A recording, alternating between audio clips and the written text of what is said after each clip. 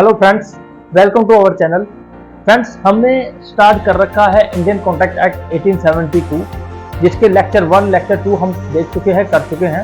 Lecture 1 में हमने देखा इंट्रोडक्शन, बेसिक जो इंट्रोडक्शन है कॉन्ट्रैक्ट की, वो उसके जो कॉन्ट्रैक्ट का मीनिंग है, जो एग्रीमेंट है उसका जो मीनिंग है, वो सब हमने लेक्चर 1 में देख लिया। लेक्चर 2 में हमने देखा टाइप्स ऑफ कॉन्ट्रैक्ट। आज हम बात करेंगे essential elements of valid contract.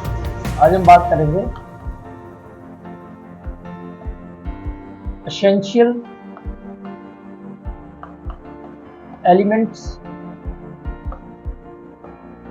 of valid contract।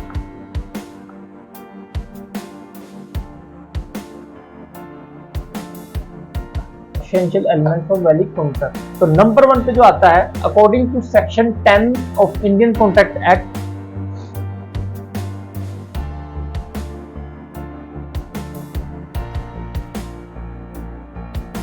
according to section 10 of Indian Contract Act, number 1, there must be an agreement। There must be an agreement।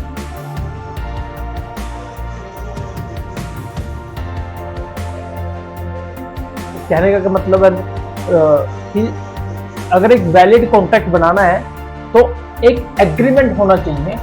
सबसे पहला पॉइंट जो है, जो एग्रीमेंट होना चाहिए इसके बीच में, बिटवीन टू और more than two parties, between two and more than two parties. तो फर्स्ट पॉइंट आपका ये हो गया कि अगर हमने एक वैलिड कॉन्ट्रैक्ट बनाना है तो सबसे पहले क्या पॉइंट होना चाहिए। सबसे पहला जो एसेंशियल एलिमेंट होगा कि there must be an agreement. एक एग्रीमेंट होना बहुत जरूरी है बिटवीन टू और मोर देन टू पार्टीज। एक नेक्स्ट पॉइंट है, parties to the agreement, parties to the agreement must be competent।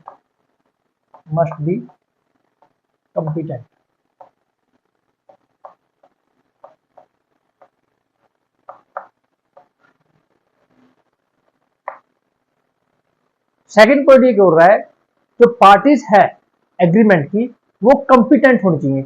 Competent means कि जो पार्टीज है वो मेजर होनी चाहिए, अबव द एज ऑफ 18 होनी चाहिए। एक पॉइंट। सेकंड, कंपिटेंट का मतलब आता है कि जो पार्टीज टू द एग्रीमेंट है वो साउंड माइंड होनी चाहिए, मतलब मेंटली परफेक्ट हो, सोचने समझने की शक्ति उनके अंदर हो कि वो एग्रीमेंट कर रहे हैं तो क्या एग्रीमेंट कर रहे हैं। ये ना हो कि कोई मेंटली डिसेबल पर्सन हो, वो एग्रीमेंट का पार्टीज हो, वो एग्रीमेंट की पार्टी हो। अगर ऐसा कोई पर्सन जो मेंटली डिस्टर्ब है, मेंटली डिसेबल है, वो किसी एग्रीमेंट की पार्टी है, तो ऐसे कॉन्ट्रैक्ट वैलिड नहीं होंगे। तो इसका वैलिड कॉन्ट्रैक्ट बनाने के लिए हमें क्या चाहिए, एक जो पार्टीज है एग्रीमेंट की, वो क्या होनी चाहिए, साउंड माइंड होनी चाहिए। सेकंड, वो मेजर होनी चाहिए, अबव द एज ऑफ 18 होनी चाहिए। सेकंड जो पॉइंट है, मैं दोबारा लिख रहा हूं इसको, parties to the agreement must be competent।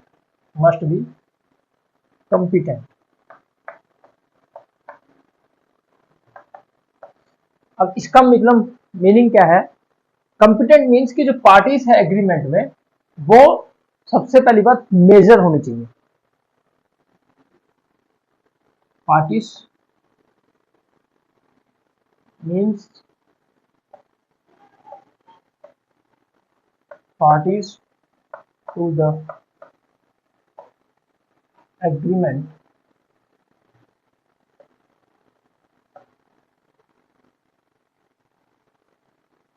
must be major।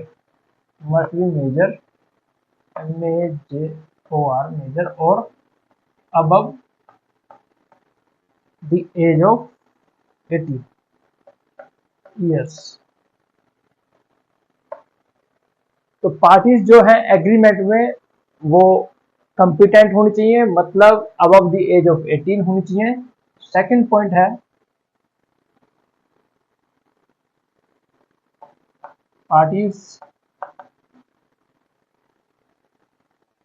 Parties to the agreement must be sound mind, sound mind होनी चाहिए। साउंड माइंड होनी चाहिए मतलब मेंटली परफेक्ट होनी चाहिए, मेंटली सोच समझ के वो डिसीजन ले सकते हो, ऐसी पार्टीज होनी चाहिए। ना कि जो मेंटली डिस्टर्ब है, जो मेंटली डिसेबल हैं, जो डिसीजन नहीं ले सकते, ऐसी पार्टीज एग्रीमेंट का पार्ट नहीं हो सकती। ठीक है, तो दो पॉइंट आपके क्लियर हो गए। नेक्स्ट पॉइंट है एसेंशियल एलिमेंट का, नेक्स्ट पॉइंट है there must be lawful consideration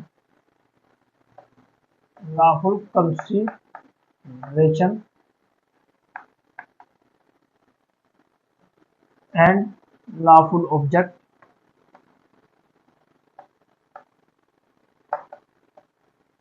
of such an agreement,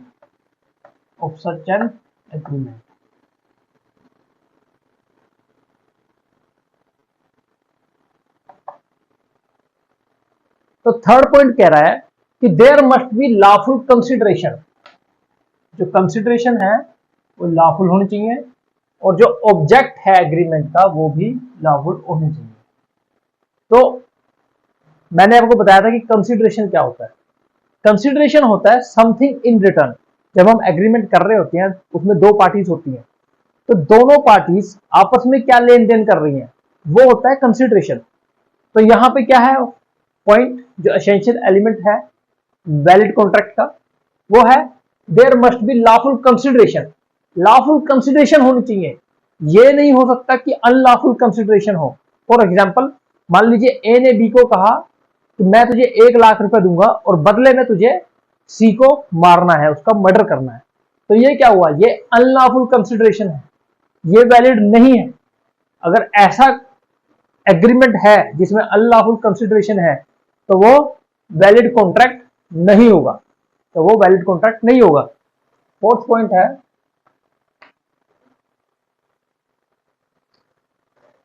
there must B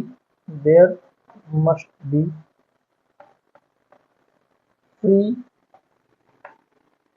consent of parties to the agreement.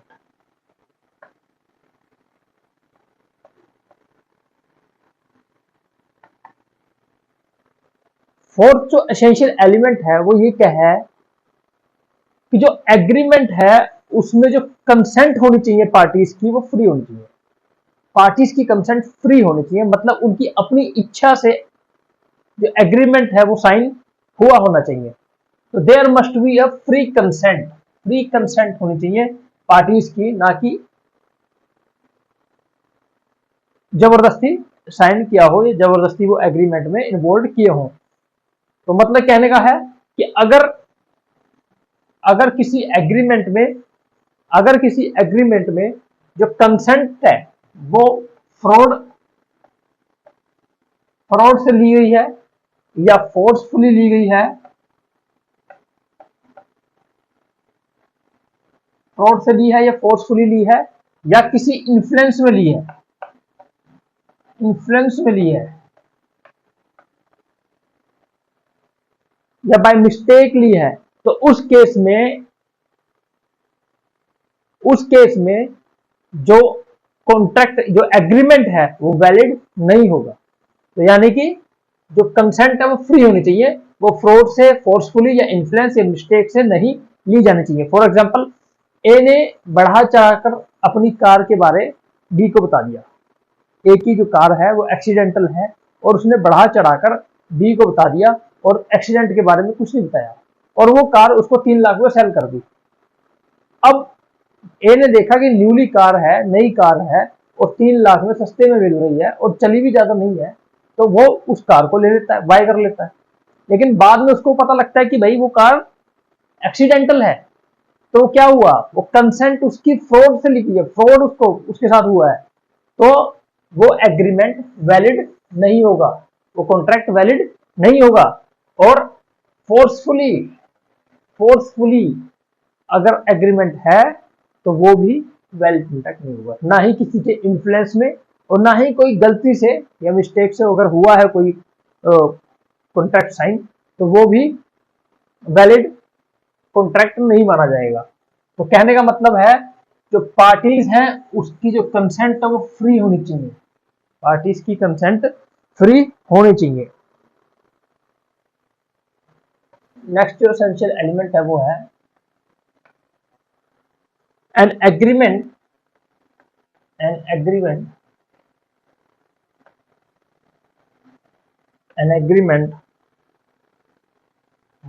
must not be one agreement must not be one which has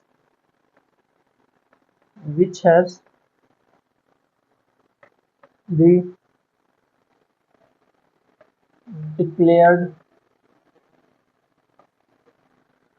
declared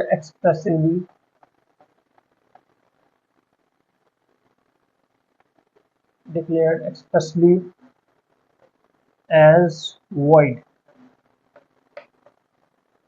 under section 26, 27, 28, 29, 30 etc. तो next जो point है essential element जो है next वो है कि agreement वो agreement नहीं होना चाहिए जो वॉइड डिक्लेयर्ड है अंडर सेक्शन 26, 27, 28, 29। तो इन सेक्शन के अंदर जो एग्रीमेंट वॉइड डिक्लेयर्ड है पहले से ही, अगर वो एग्रीमेंट है तो वो एसेंशियल एलिमेंट आता है। तो भाई ऐसा एग्रीमेंट नहीं होना चाहिए एक वैलिड कॉन्ट्रैक्ट के लिए। ठीक है, तो ये था आज के हमारे essential element of valid contract. Next जो टॉपिक है वो है offer and it's essential element. Offer को हम प्रपोजल भी बोल सकते हैं। तो अब बात आती है कि ऑफर या प्रपोजल है क्या। देखिए दोस्तों, ऑफर मीन्स अपनी इच्छा जाहिर करना या अपनी विलिंगनेस जाहिर करना टू समवन। तो ऑफर का सिंपल मतलब क्या है कि अपनी इच्छा, कोई अंदर से इच्छा है किसी चीज की, तो वो एक ऑफर होता है या प्रपोजल होता है। ठीक है, तो अब जो ऑफर है वो पॉजिटिव भी हो सकता है, ऑफर नेगेटिव भी हो सकता है। ठीक है, ऑफर को आप समझिए। देखिए मान लीजिए मेरी इच्छा है, मैं अपना फोन या अपनी कार सेल करना चाहता हूं। अब मैं जब बताऊंगा तभी तो वो सेल होगी, तभी तो कोई इसको एक्सेप्ट करेगा। अब मेरी अंदर की इच्छा है कि मैं बी को अपनी कार सेल करना चाहता हूं। अब मैंने बी को बताया, मैं बताऊंगा नहीं तो उसको पता कैसे लगेगा। तो मैं अपनी इच्छा जाहिर कर रहा हूं बी को। अब बी की मर्जी है कि वो उसको एक्सेप्ट करे या रिजेक्ट करे। तो मैं ऑफर का मतलब सिंपल क्या हुआ, अपनी विलिंगनेस, अपनी जो इच्छा है वो जाहिर करना टू समवन। अब दोस्तों जो ऑफर है वो पॉजिटिव हो सकता है, ऑफर नेगेटिव भी हो सकता है। Positive in the sense, for example मान लीजिए मैंने अपने दोस्त को कहा कि मैं अपनी कार तुझे 1 लाख में सेल करना चाहता हूं। ठीक है, मैंने अब क्या किया, मैंने अपने दोस्त को एक ऑफर दिया, लेकिन मैं क्या चाह रहा हूं उससे, मैं चाह रहा हूं कि वो उस ऑफर को एक्सेप्ट कर ले, यानी कि ये एक पॉजिटिव ऑफर हुआ। ठीक है, अब नेगेटिव ऑफर क्या होगा, नेगेटिव ऑफर होगा कि मैंने उसको कहा कि मैं अपनी कार 1 लाख में सेल करना चाहता हूं। ठीक है, उसने कहा कि ठीक है मैं तेरी कार खरीदने के लिए तैयार हूं, लेकिन अभी मेरे पास 1 लाख रुपया नहीं है, मैं तेरी कार 1 हफ्ते के बाद खरीदूंगा, तब तक तू अपनी कार किसी और को बेचेगा नहीं। बदले में मैं तुझे 1 लाख की जगह 1,20,000 रुपए दूंगा, मतलब 20,000 एक्स्ट्रा दूंगा, लेकिन 1 हफ्ता रुक जा। 1 हफ्ता तो ये अपनी कार किसी को नहीं बेचेगा। मतलब वो क्या कह रहा है, वो एब्सटेन कर रहा है, रोक रहा है मुझे कुछ करने के लिए, अपनी कार सेल करने के लिए। तो इसे बोलते हैं हम नेगेटिव ऑफर। तो offer can be positive, offer can be negative. तो अब जो ऑफर है वो डिफाइन है, offer is defined, offer is defined under section 2A of ICA। अब ये है क्या, according to section 2A, offer means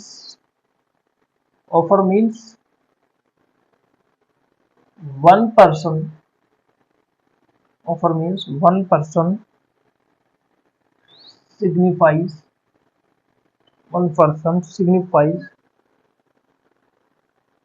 to another person, one person signifies to another person his willingness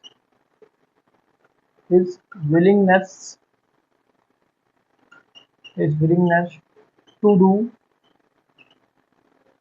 or to abstain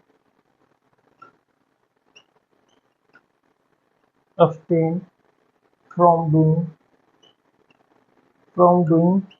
anything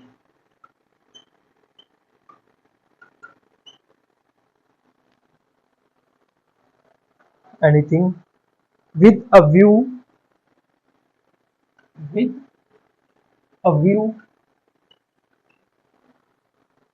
to obtain the assent of that other person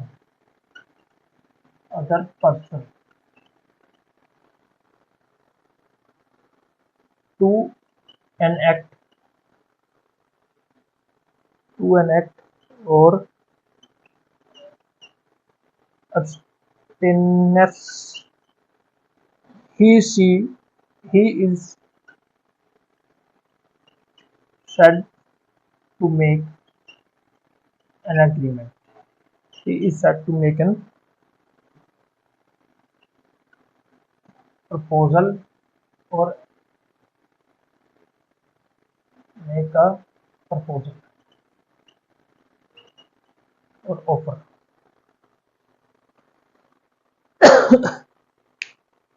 तो section 2A of Indian contract act, section 2A of Indian contract act define करता है offer को। Offer means when one person signifies to another person his willingness, अपनी इच्छा जाहिर करना चाहता है, टू डू और to abstain from doing anything. ठीक है, या तो वो उसे कुछ करने के लिए कहता है या कुछ करने से रोकने के लिए कहता है। ठीक है, उसे हम बोलते हैं ऑफर। ठीक है, जैसे कि मैंने अपने दोस्त को कार सेल करने का ऑफर दिया, वो मुझे रोकता है कि एक हफ्ता रुक जा, एक हफ्ते बाद मैं तेरी कार 1 लाख की जगह 1,20,000 में खरीदूंगा, लेकिन अपनी कार तो किसी और को नहीं बेचेगा, एक हफ्ते के लिए रुक जा। तो ये क्या है, टू एब्सटेन, ये एब्सटेन कर रहा है, नेगेटिव ऑफर है। पॉजिटिव ऑफर क्या है कि वो कहता है ठीक है मैं तेरी कार खरीदने को तैयार हूं। तो ये क्या है, एक पॉजिटिव ऑफर हो गया कि मैं चाहता था कि वो मेरी कार खरीद ले। ठीक है, तो ऑफर का मतलब सिंपल ये है। तो अब बात आती है इसके एसेंशियल एलिमेंट्स क्या है। एसेंशियल एलिमेंट्स ऑफ ऑफर के एसेंशियल एलिमेंट्स हम देख लेते हैं। दोस्तों आपसे ये निवेदन है, ये रिक्वेस्ट है कि प्लीज़ हमारे चैनल को सब्सक्राइब कीजिए, वीडियो को लाइक कीजिए। अगर आपको हमारा चैनल यूजफुल लग रहा है, अगर आपको समझ आ रहा है तो प्लीज़ चैनल को सब्सक्राइब कीजिए, वीडियो को लाइक कीजिए। आपके एक लाइक से हमारे बहुत हिम्मत मिलती है, आपके एक लाइक से हमें बहुत ज़्यादा हिम्मत मिलती है और एक मोटिवेशन मिलती है आपके लिए वीडियो बनाने की। ठीक है।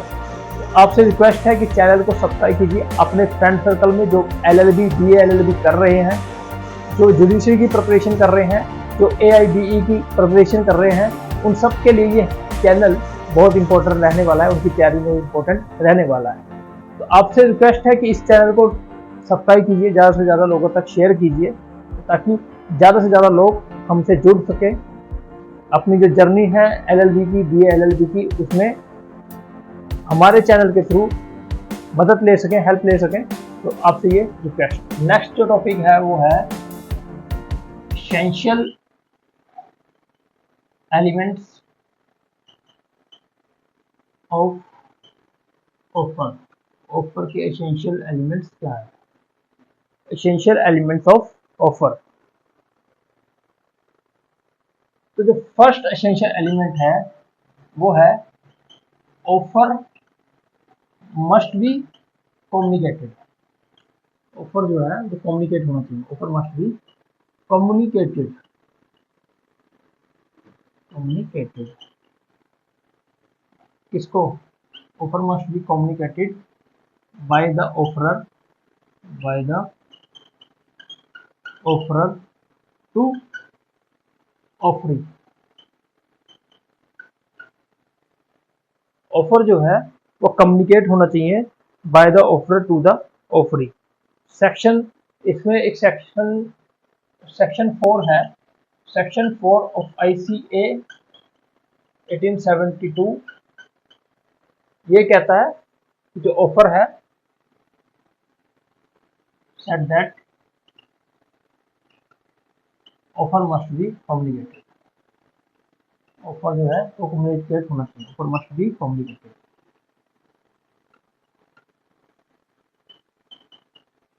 अब इसका एक इंपॉर्टेंट केस लॉ है, इंपॉर्टेंट केस लॉ है, case law that is Lalman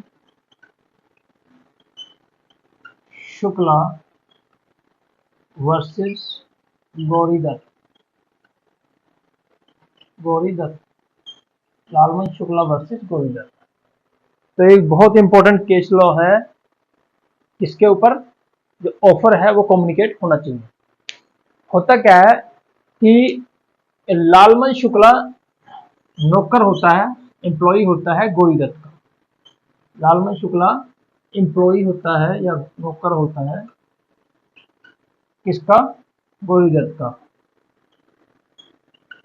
और गौरीदत्त ओनर होता है इसका, लालमन शुक्ला का। तो हुआ क्या कि जो गौरीदत्त है, उसका एक नेफ्यू था, वो घर से गायब हो जाता है और उसको आसपास ढूंढा जाता है लेकिन वो नहीं मिलता। तो गौरीदत्त ने अपने जो नौकर है लालमन शुक्ला, उसको कहता है कि जाओ मेरे नेफ्यू को ढूंढ कर लेके आओ।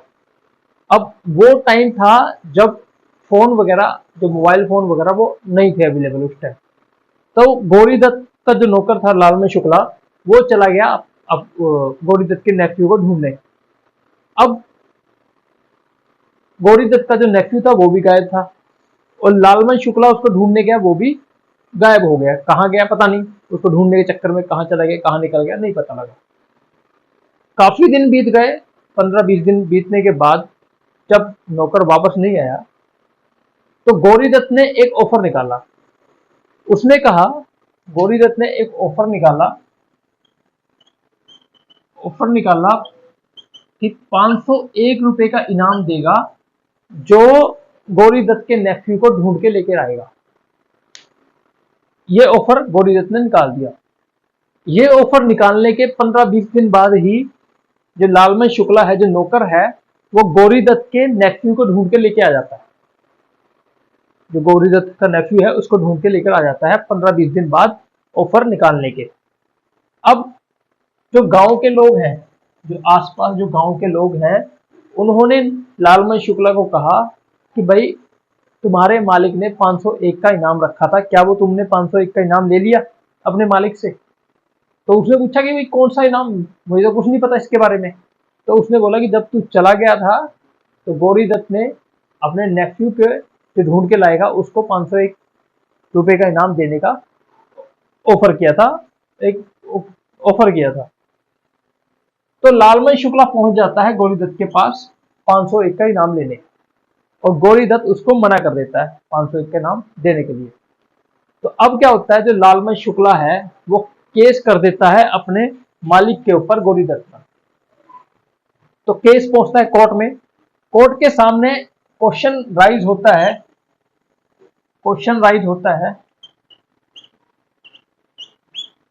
कि जो ऑफर है क्या वो वैलिड है, क्या जो ऑफर है वो वैलिड है, whether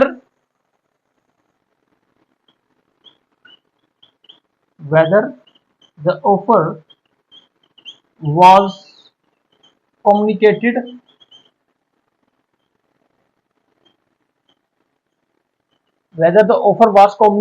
to लालमन शुक्ला, क्या जो ऑफर है वो कम्युनिकेट हुआ था लालमन शुक्ला से। तो कोर्ट ने कहा कि भाई जो ऑफर है वो ऑफर बाद में निकाला गया था, जब लालमन शुक्ला नेफ्यू को ढूंढने चला जाता है। तो यानी कि जो ऑफर है वो कम्युनिकेट नहीं होता टू लालमन शुक्ला, उसको नहीं कम्युनिकेट हुआ, उसको बताया नहीं गया कि ऐसा ऐसा वो 501 का इनाम रखा गया है। तो उसको तो पता ही नहीं था कि 501 का इनाम रखा हुआ है, बाद में लोगों ने बताया। तो कोर्ट ने कहा कि भाई जो ऑफर है वो कम्युनिकेट नहीं हुआ था टू लालमन शुक्ला, इसलिए वो वैलिड ऑफर नहीं है और लालमन शुक्ला 501 का इनाम क्लेम नहीं कर सकता। तो ये था केस लालमन शुक्ला वर्सेस गौरी दत्त का, तो जिसके अंदर कोर्ट ने कहा कि there must be offer must be communicated, offer जो है कम्युनिकेट होना चाहिए, offer must be communicated.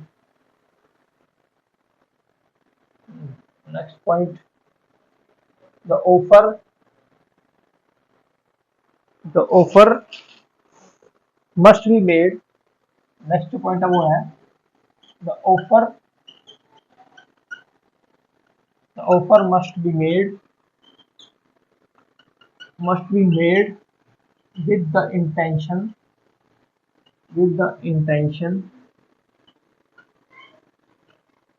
the offer must be made with the intention to create legal relationship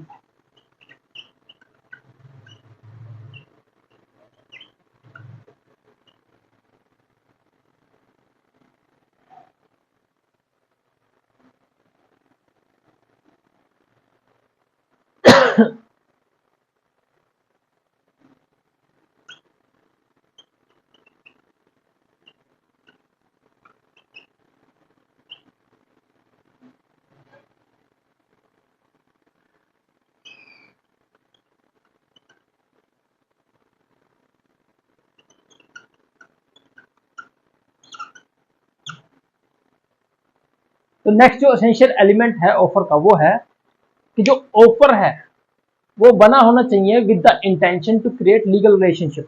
मतलब जब आप ऑफर बना रहे हैं तो जो आपकी इंटेंशन है वो ये होनी चाहिए कि इन फ्यूचर आपका लीगल रिलेशन बन सकता है जिसको आप ऑफर दे रहे हो।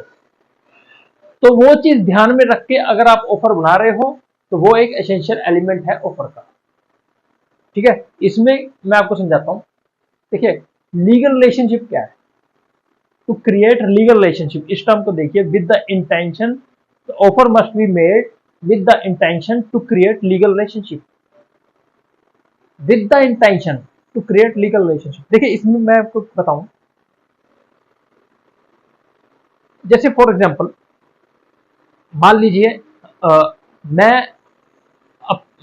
मैं पार्टनरशिप में मैंने एक बिजनेस स्टार्ट करना है, और बिजनेस स्टार्ट करना है तो मेरे पास इतना पैसा नहीं है कि मैं बिजनेस में लगा सकूँ, 10 लाख बिजनेस में लगा सकूँ, मेरे पास 5 लाख रुपए हैं।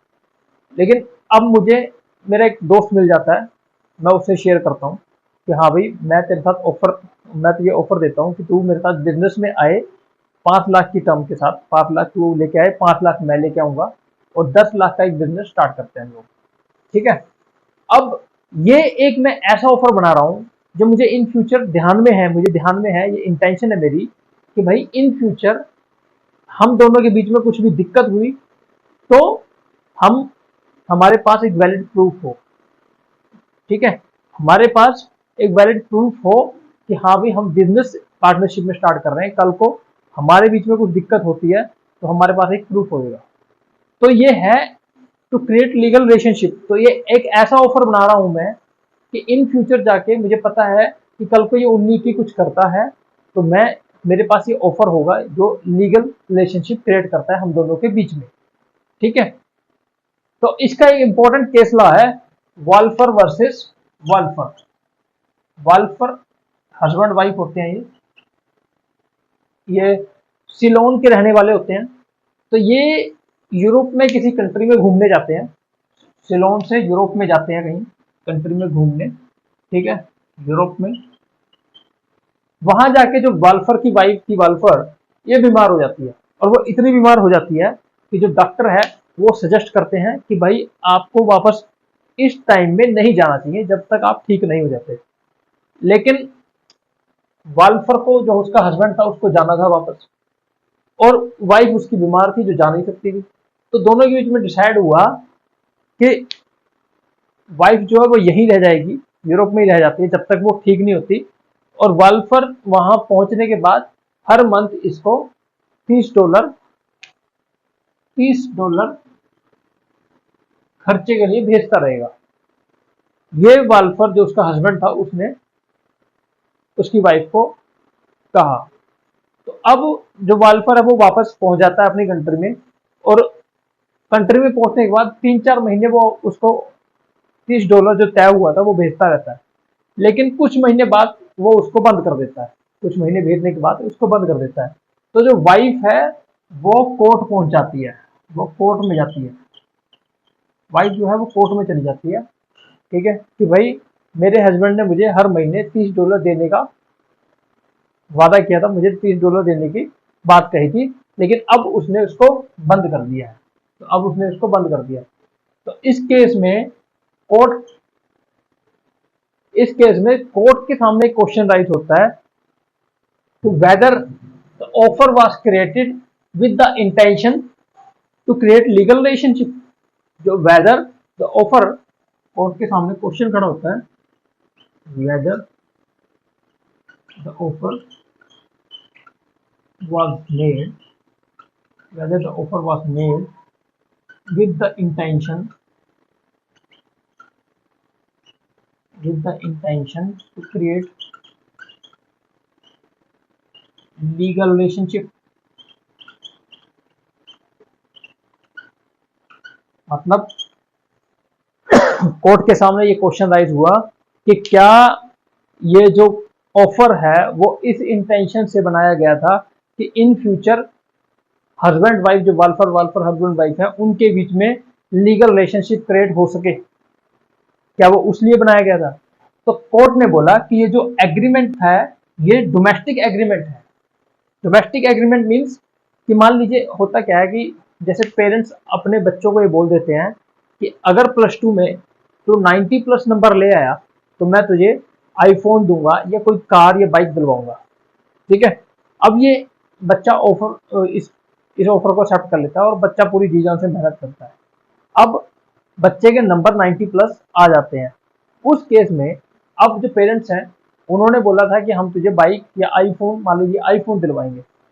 अब पेरेंट्स की उस टाइम हालत नहीं है अच्छी कि वो उसको आईफोन दिलवा सके। पेरेंट्स ने उस टाइम तो बोल दिया, लेकिन बाद में उनकी हालत नहीं थी कि वो उसको आईफोन दिलवा सके। अब इस केस में क्या होगा, क्या बच्चा अपने पेरेंट्स पे केस करेगा कि इन्होंने मुझे आईफोन नहीं दिलवाया, इन्होंने मुझसे कहा था कि हाँ भाई आईफोन दिलवाएंगे 90+ नंबर लाने के बाद? नहीं ना। तो वही होता है डोमेस्टिक एग्रीमेंट। तो वही होता है डोमेस्टिक एग्रीमेंट। Domestic agreement. तो कोर्ट ने बोला कि domestic agreement is not made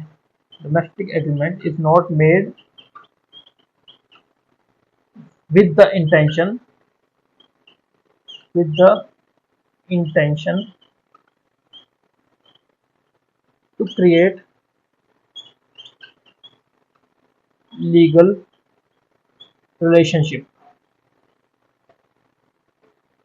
relationship.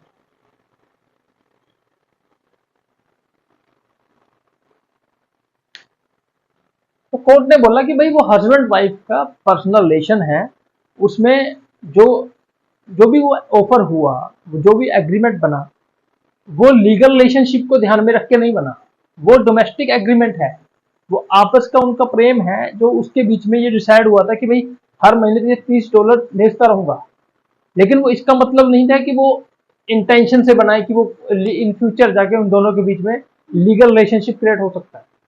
तो ये जो वाइफ है वो क्लेम नहीं कर सकती। तो कोर्ट ने कहा कि जो डोमेस्टिक एग्रीमेंट है is not made with the intention to create legal relationship. तो ये था the offer must be made with the intention to create legal relationship, एक एसेंशियल एलिमेंट है ऑफर का। अब नेक्स्ट पॉइंट है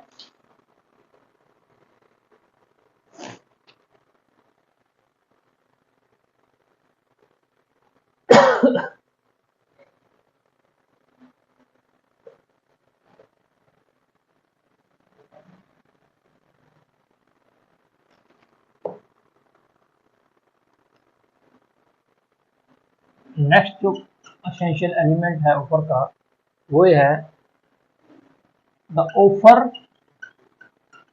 ऑफर मस्ट बी क्लियर और certain.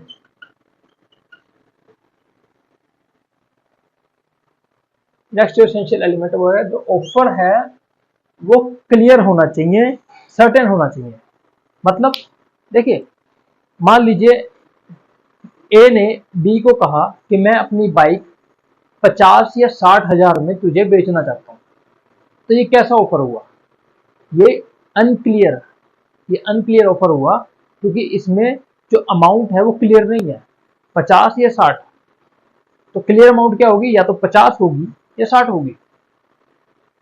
तो जो ऐसे ऑफर हैं जो अनक्लियर हैं वो वैलिड कॉन्ट्रैक्ट नहीं बन सकते, वो वैलिड एग्रीमेंट नहीं बन सकते। तो सेक्शन 29 कहता है, section 29 said an offer who is unclear makes void agreement।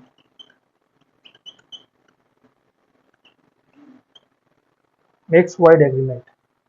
Section 29 कहता है an offer who is unclear makes and void agreement। तो ये थे एसेंशियल एलिमेंट्स ऑफ ऑफर। तो 3 हमने एसेंशियल एलिमेंट देखे ऑफर के। फर्स्ट क्या है? The offer must be communicated. तो ऑफर जो है essential element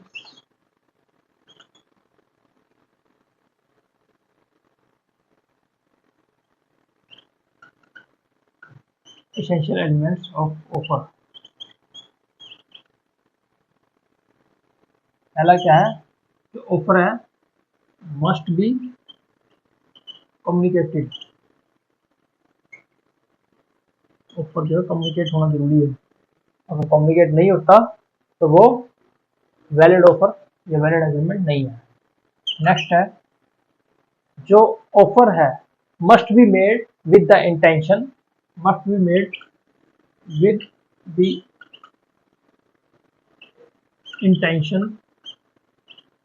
to create legal relationship.